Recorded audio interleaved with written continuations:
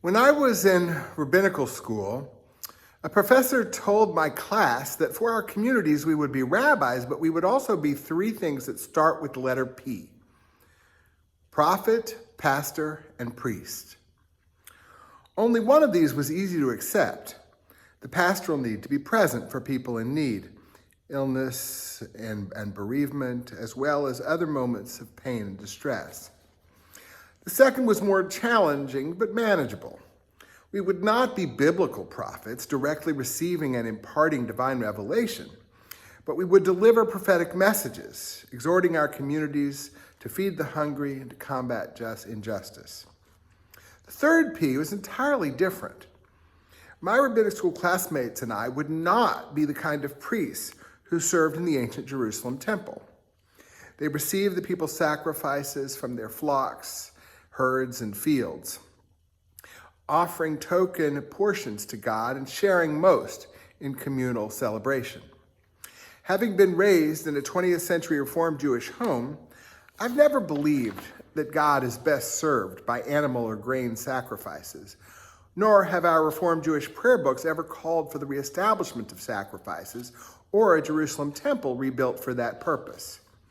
I often teach that the Hebrew word for sacrifice, korban, is not about giving up goods of value, but instead comes from a root that means to draw close.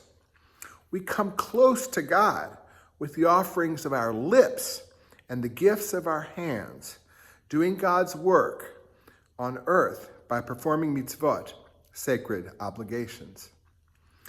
In this week's Torah portion, God commands Moses to teach Aaron and his offspring the words that have come to be known as the priestly benediction, words to draw God close to the people and the people close to God.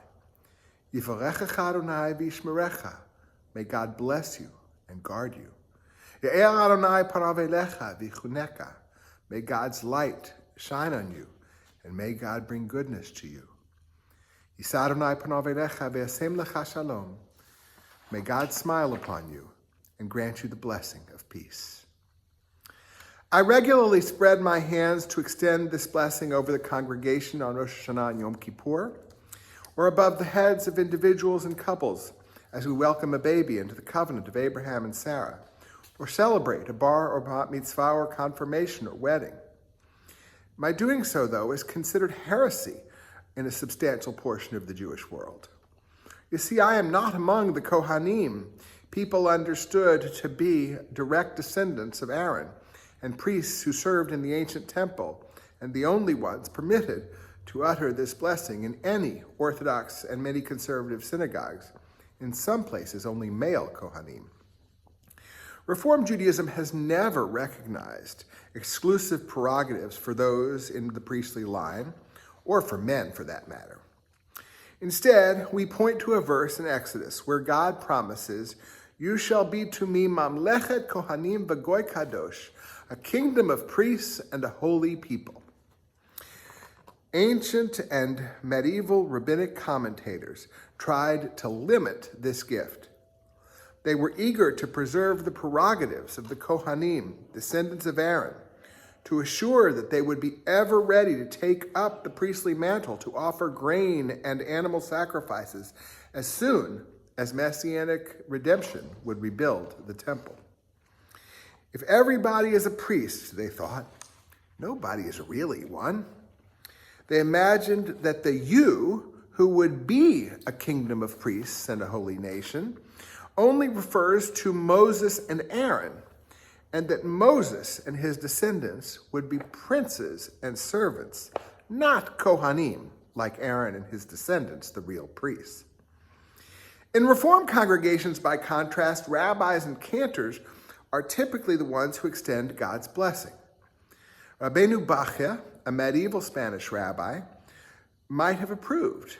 He taught, God calls the people kings, priests, and holy nation at the time we received the Torah, to make clear that one who wears the crown of Torah has also attained the stature of the two other crowns, namely priesthood and royalty.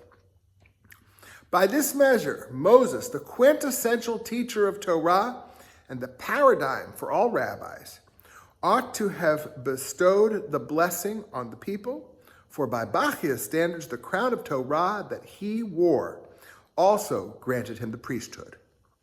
Since the standard for rabbinic ordination is mastery of Torah, the priestly duty of blessing is also a rabbi's prerogative.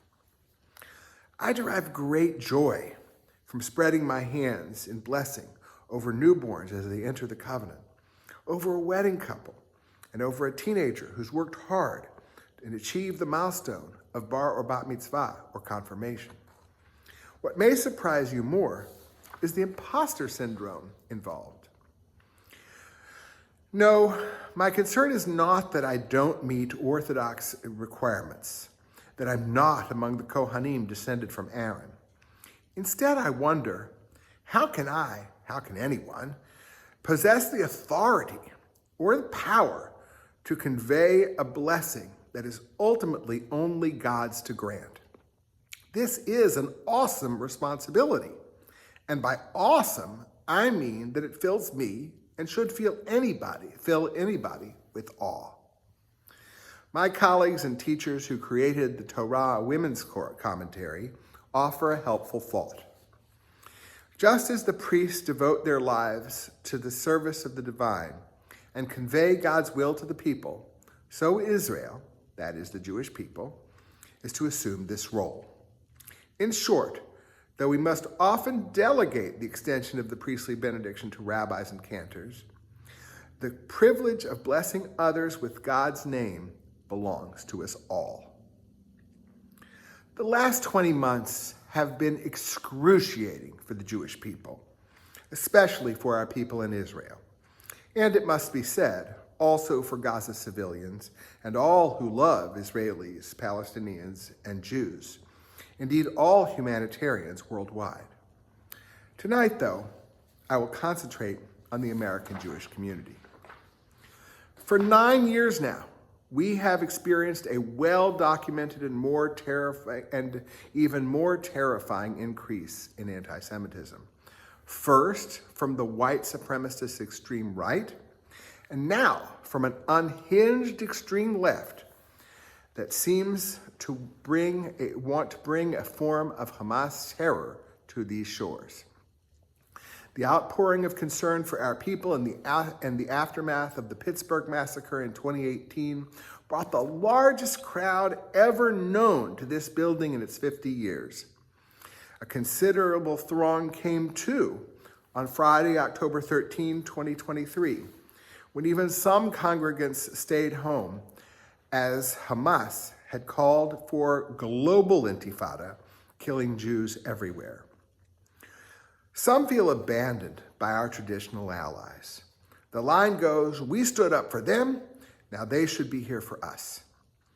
We who have marched in pride parades from day one, for example, now find that Jews are welcome, but Jewish groups are not, unless they explicitly disassociate from Zionism.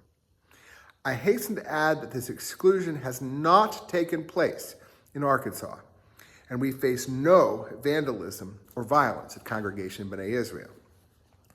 Still, our community is shaken in the aftermath of the anti-Semitic murders of 2 young adults, Sarah Milgram and Yaron Lashinsky, outside the Capitol Jewish Museum, and 2 anti-Semitic Molotov cocktail attacks, one on the Pennsylvania governor's mansion and the other on individuals peacefully marching to call for the release of Israeli hostages in Gaza. I hope that the Jewish people are a blessing to all the world, and Congregation B'nai Israel strives to bring blessing to our neighbors in Pleasant Valley, throughout central Arkansas and across the state. Any opportunity to bring blessing in the words of this week's Torah portion or through our actions is a blessing to us. Tonight, though, we are the ones in need of blessing. We have invited our interfaith friends and partners, including public officials, thanks to Judge Rudofsky, to bless us with your presence. By being here, even if you utter not a single word, your message is loud and clear.